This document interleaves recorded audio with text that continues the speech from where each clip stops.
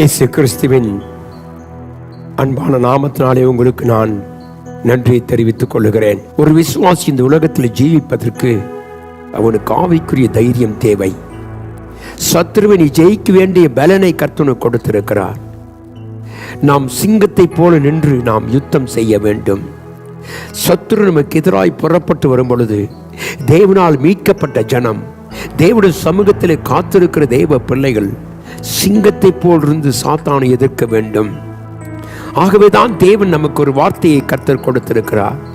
1 யோவானின் புத்தகம் 5ஆம் அதிகாரம் 14ஆம் வசனத்தை வாசித்தோமானால், நாம் எதையாகிலும் அவருடைய சித்தத்தின்படி கேட்டால் அவர் நமக்கு செவி கொடுக்கிறார் என்பதே அவரை பற்றி நாம் கொண்டிருக்கிற தைரியம். நாம் அவருடைய சித்தத்தின்படி எதை கேட்டாலும் அதை செய்வார் என்கிற நம்பிக்கையும் தைரியம் இருக்க வேண்டும். எனக்கு அன்பான தேவ பிள்ளையே, நாம் அவருடைய சித்தத்தின்படி கேட்கும் பொழுது அதை செய்வதற்கேற்ற பலனையும் அதற்கேற்றதான ஒரு தைரியத்தையும் கர்த்தர் தருகிறார். ஒரு மனிதன் தன் ஜீவியத்தில் சாத்தானை எதிர்க்கக்கூடிய ஒரு பலனை கர்த்தர் தருகிறார்.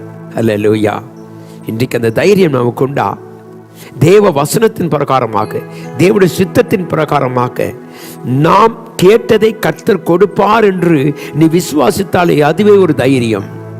எப்படிப்பட்ட சாத்தானும் ஜெயிக்கக்கூடிய வல்லமை இயேசுவின் இரத்தத்துக்குண்டு.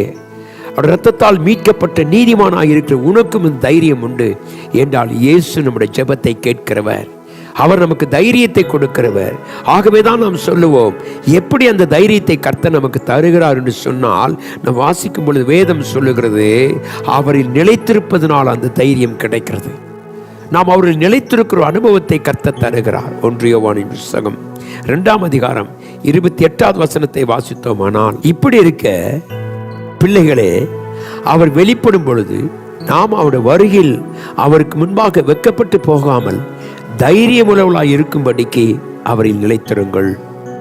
தேவனுடைய பிள்ளையுடைய வருகையிலே நாம் அவரை காண வேண்டுமானால் நாம் அவரில் நிலைத்திருக்க வேண்டும். ஆகவே வேதம் சொல்லுகிறது, அவர் வரும் பொழுது, அவர் வெளிப்படும் பொழுது அவருடைய வருகையிலே நாம் நிற்போம் என்கிறதும், வெட்கப்பட்டு போகாமல் தைரியமுள்ளவர்களாய் இருக்கும்படி நாம் அவரில் நிலைத்திருக்க வேண்டும்.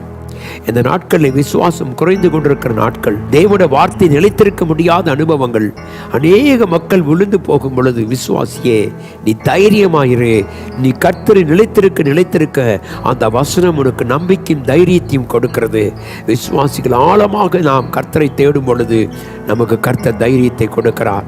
எனக்கு அன்பான தெய்வ பிள்ளை, இன்றைக்கு இந்த நாளிலே கர்த்தாவே, சோர்ந்து போன எனக்கு, பலவீனப்பட்ட எனக்கு, நம்பிக்கையில்லாத எனக்கு நீர் கர்த்தாவுடைய வார்த்தையின் மூலமாய் நீர் எங்களுக்கு தைரியத்தை கொடுத்ததுக்காக ஸ்தோத்திரம். அவருடைய வார்த்தை நம்மளை நிலைத்திருந்தால் நாம் நிச்சயமாகவே சாத்தானை ஜெயிக்கக்கூடிய வல்லமையை கர்த்தர் நமக்கு தருகிறார். ஆகவே சொல்லுவோம், கர்த்தாவே நீர் எங்கள் தேவனாக இருக்கிறீர். அல்லேலூயா. ஆகவே தைரியமாய் சொல்லுவோம், அவரை பற்றும் விசுவாசத்தினாலே நாம் தைரியத்தை பெற முடியும். எனக்கு அன்பான தேவ பிள்ளை, இந்த கால வேளையில நம்மை நடத்துகிற தேவனாகிய கர்த்தர் வேதம் சொல்லுகிற பிரகாரமாக நாம் அவர்களை அறிந்து கொண்டு நாம் எதையாகிலும் அவருடைய சித்தத்தின்படி கேட்டால் அவர் நமக்கு கொடுக்கிறார் என்கிற தைரியம் நமக்குண்டு. அவருடைய சித்தத்தின்படி செய், அப்பொழுது கர்த்தனை பலப்படுத்துவார். அவரின் நிலைத்திரு கர்த்தனை பலப்படுத்தி தைரியப்படுத்துவார். 3வது, அவருடைய காரியத்தில் நாம் தேவனுடைய சமூகத்தில் அவரை பற்றும் விசுவாசத்தினாலே நாம் தைரியம் பெறுகிறோம்.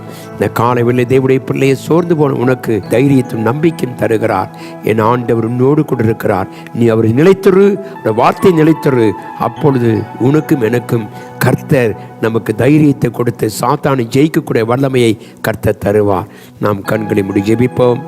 கிருபையும் இரக்கமும் மாறாத அன்பும் உள்ள எங்கள் நல்ல தகப்பனே, இந்த காலை வேளையிலே உம்மை நன்றியோடு உம்மை துதிக்கிறோம். ஏனென்றால் நாங்கள் உம்மிலும் நீர் எங்கிலும் நிலைத்திருப்பதனால் எங்களுக்கு ஒரு தைரியம் உண்டையா. சாத்தானை எப்படி ஜெயிக்க வேண்டும் என்பதை நீர் எங்களுக்கு கற்றுக் கொடுத்ததுக்காய் ஸ்தோத்திரம். எங்களை ஆசீர்வதியும். இந்த காலை வேளையில கர்த்தாவே, நம்பிக்கை இழந்து அதைரியத்தோடு அவிசுவாசத்தோடு இருக்க பிள்ளைகளுக்கு உம்முடைய வார்த்தைகள் தைரியத்தை கொடுக்கிறதுக்காய் ஸ்தோத்திரம். கர்த்தாவே, நாங்கள் உம்முடைய சித்தத்தின்படி செய்ய எங்களுக்கு உதவி செய்யும். ஏற்ற காலத்திலே நாங்கள் உமக்கு கனி கொடுக்கிற ஒரு வாழ்க்கை வாழ எங்கள் தேவன் கிருபை செய்யும்படியாய் இயேசுவின் நாமத்தில் ஜெபிக்கிறேன் எங்கள் அன்பின் நல்ல பிதாவே, ஆமென். கர்த்ததாமே நம்ம அனைவரோடும் தொடர்ந்து நடத்துவாராக. ஆமென்.